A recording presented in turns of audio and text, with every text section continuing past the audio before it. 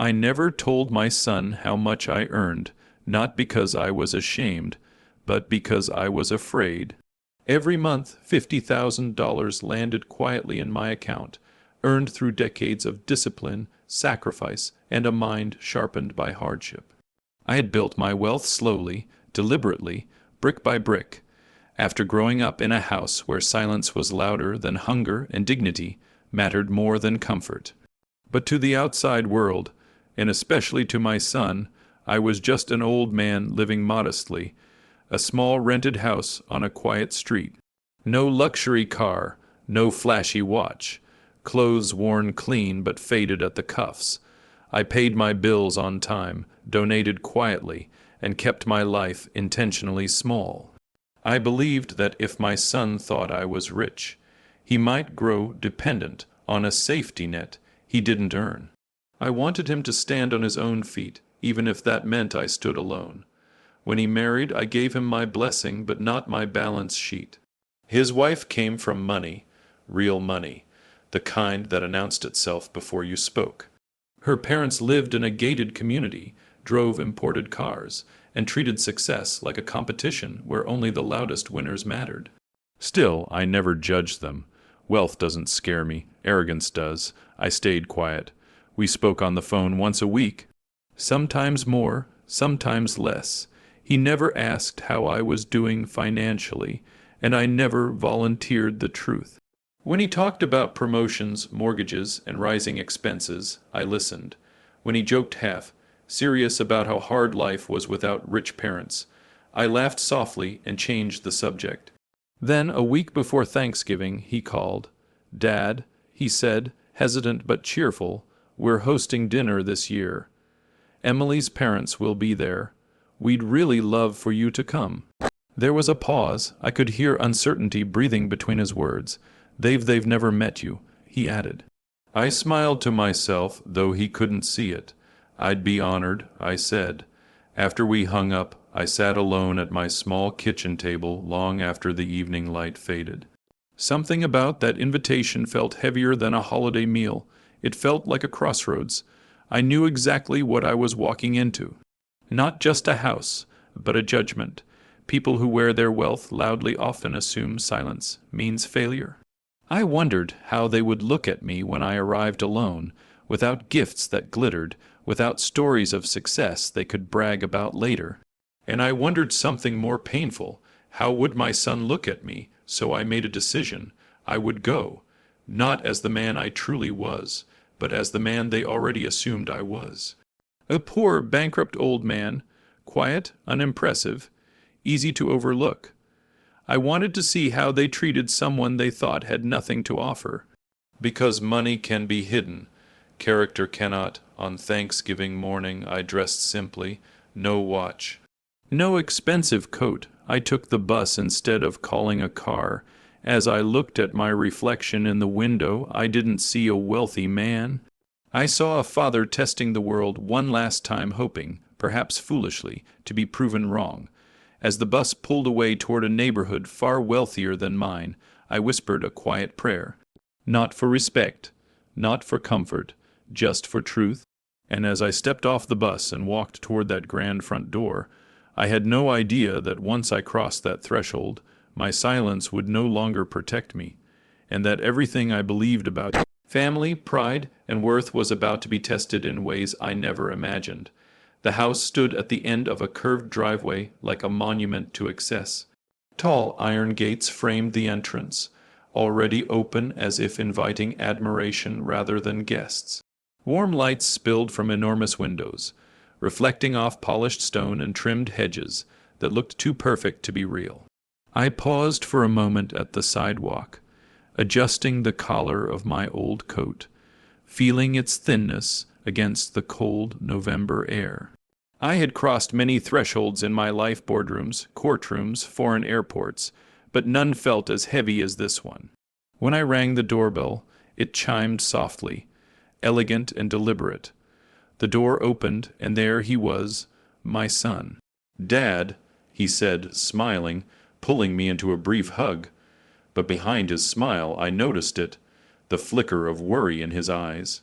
The quick glance at my shoes, the hesitation that lasted only a heartbeat, but long enough to sting. "You made it," he said. "I wouldn't miss it." I replied gently.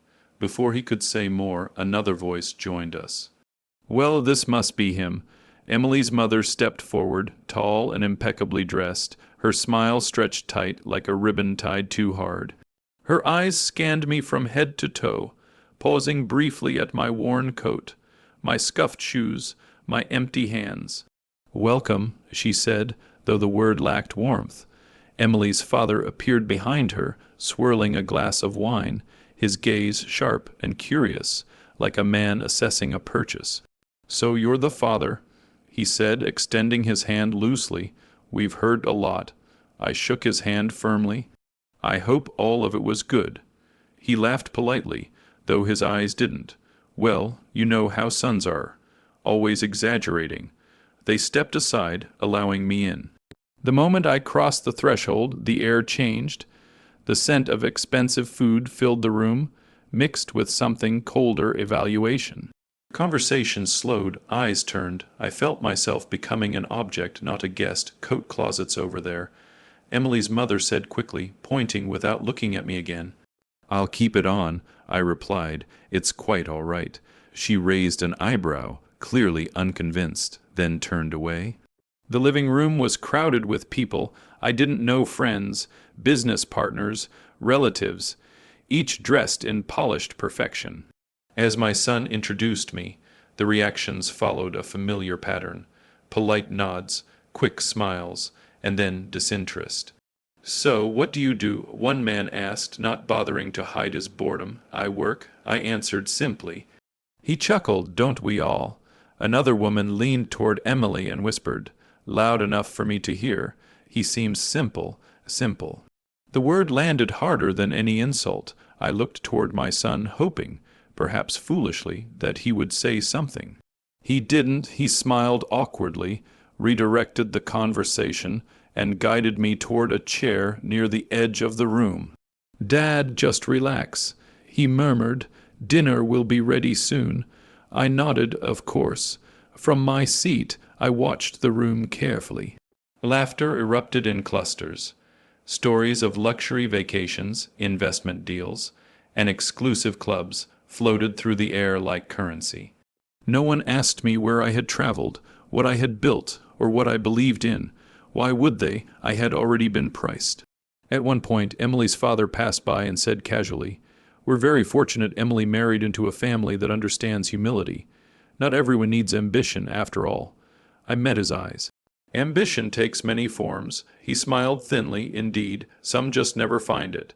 My hands rested calmly in my lap, but inside, something cracked, not anger, but sadness. Not for myself, but for my son.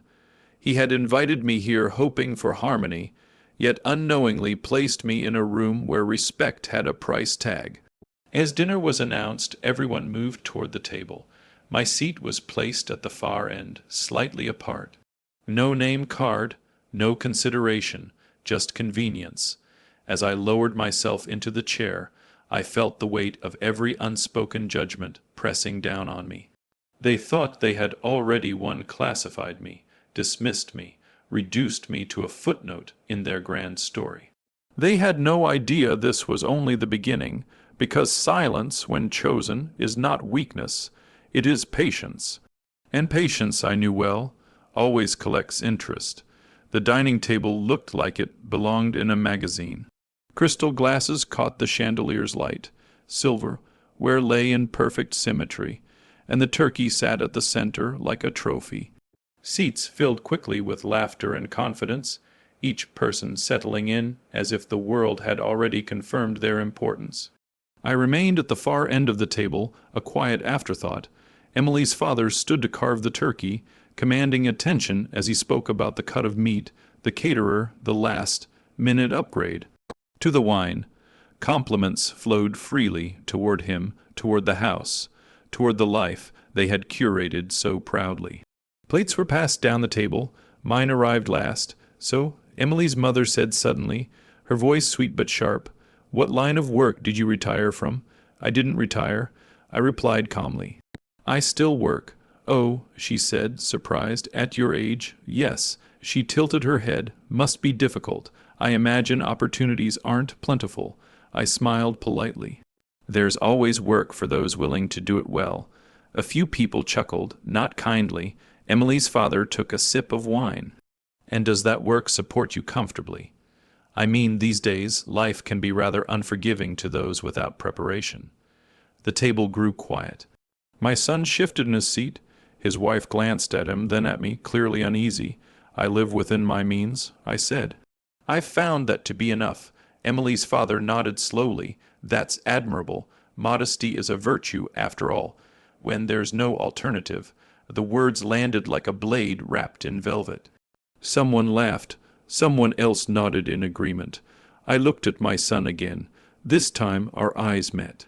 He looked away. That hurt more than anything else. Conversation resumed, but the tone had changed. Questions aimed at me became sharper, more personal, less curious. "Do you own your home? Do you travel much? Do you worry about medical expenses?" Each question disguised as concern, each one designed to measure how little space I occupied in their world. "I manage," I answered every time. At one point, Emily's mother leaned forward and said with a soft sigh, "You know, we've always believed parents should help their children get ahead. College, weddings, down payments, family responsibility, really." Her eyes rested on me. "I'm sure you did what you could." There it was, not an insult, an erasure. My son finally spoke. "Dad worked hard," he said quickly, defensively. "He did his best." Did his best? As if the story was already over. I swallowed the ache rising in my chest. For years I had protected him from struggle, from entitlement, from the truth. And now, in trying to raise a man of strength, I had raised a man too afraid to defend his own father. Dessert was served, something elaborate and expensive. I barely tasted it. The room felt smaller now, the laughter louder, the distance between me and my son wider than the table itself. Emily's father was mid. Story about a failed business partner, when he laughed and said, "Some people just don't have the instincts for success. It's almost tragic." His eyes flicked toward me for just a second. That was the moment. Not when they mocked me, not when they dismissed me, but when my son said nothing. I set my fork down gently. I wasn't angry. I was done. Done being invisible. Done being underestimated. Done letting silence be mistaken for insignificance. As the conversation drifted on, I felt a calm settle over me, clear, decisive, final. This dinner had exposed more than wealth. It had exposed souls, and mine, at last, was ready to speak. I didn't raise my voice. That surprised them most. As the last of the dessert plates were cleared and conversation swelled again with self-congratulation, I gently placed my napkin on the table. The soft sound cut through the noise more effectively than shouting ever could. "May I say something?" I asked. Emily's father looked momentarily irritated, then smiled with forced generosity. "Of course, please." My son stiffened. He knew that tone in my voice. He had heard it only a few times in his life. When something important was about to be said, I stood slowly. No theatrics, no anger, just truth. "I came here today grateful." I began. Grateful for the invitation, grateful that my son has a family who values success, comfort, and achievement. Emily's mother nodded, satisfied. But I also came curious. I continued, curious about how a man is measured when you remove his titles, his income, and his usefulness. The smiles around the table wavered. "I chose to live modestly," I said, "not because I failed, but because I succeeded early enough to understand that money reveals very little about a person, and hides quite a lot." Emily's father set his glass down. "I've earned $50,000 a month for many years." I said calmly, "I own my home outright. I have no debt. I work because I enjoy it, not because I must." Silence fell like a dropped curtain. Forks froze midair, eyes widened, breaths caught. My son stared at me stunned. "Dad, what?" I turned to him gently. "I never told you because I wanted you to build your life without leaning on mine." Emily's mother laughed nervously. "This is quite a surprise. I'm sure it is," I said. "I imagine it's difficult when assumptions collapse." Emily's father cleared his throat. "Well, if that's true, then nothing changes." I interrupted softly. That was when the room truly broke. "I didn't come here to impress anyone," I said. "I came as a father, and tonight I learned something valuable." I looked around the table, at the polished smiles now replaced with unease, at the people who had measured my worth before knowing my name. I learned that respect, when given conditionally, is not respect at all. My gaze returned to my son. His eyes were wet. The hardest part, I said, voice steady but heavy, was not the insults.